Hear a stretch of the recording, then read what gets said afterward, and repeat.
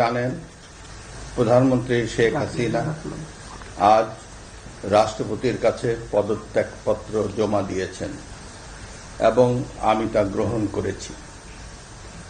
প্রধানমন্ত্রীর পদত্যাগ ও বৈষম্য বিরোধী ছাত্র আন্দোলনে সৃষ্ট পরিস্থিতিতে আজ বঙ্গভবনে 3 বাহিনীর প্রধান এবং বিভিন্ন রাজনৈতিক দলের নেতৃবৃন্দ, সুশীল সমাজের প্রতিনিধি ও বৈষম্য বিরোধী ছাত্র আন্দোলনের কয়েকজন সমন্বয়কদের সাথে আলোচনা হয়। শুরুতেই সেনাপ্রধান বিরাজমান সার্বিক পরিস্থিতি ও রাজনৈতিক দলগুলোর সাথে তার আলোচনা সম্পর্কে আমাকে অবহিত করেন।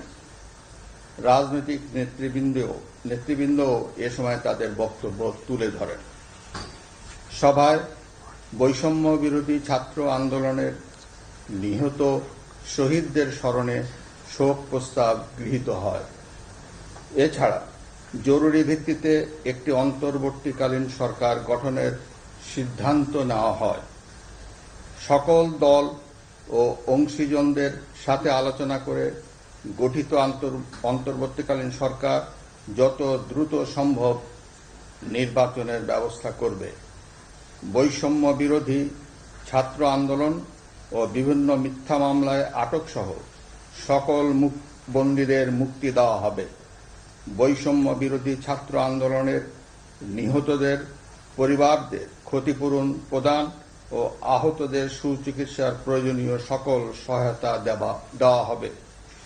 সর্বসম্মতিক্রমে বিএনপির চেয়ারপারসন বেগম খালেদা জিয়াকে মুক্তি দেওয়ার সিদ্ধান্ত নেওয়া হয়।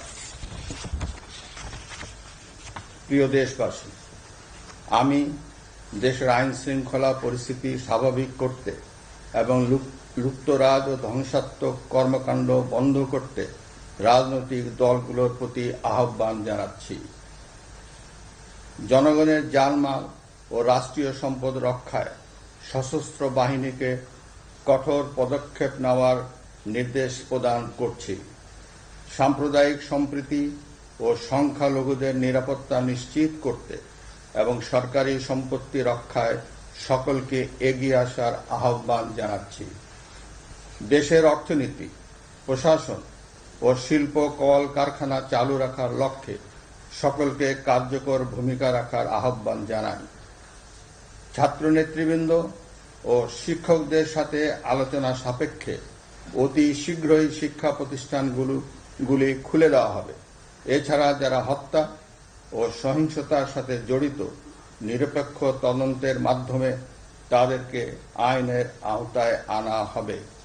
গণপ্রজাতন্ত্রী বাংলাদেশের সংবিধান অনুযায়ী অনতি বিলম্বে বর্তমান সংসদ বিলুপ্ত করা হবে।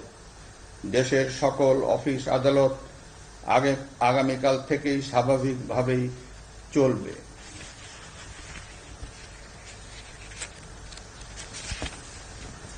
প্রিয় দেশবাসী, আসুন আমরা দেশকে বাঁচাতে একযোগে কাজ করি।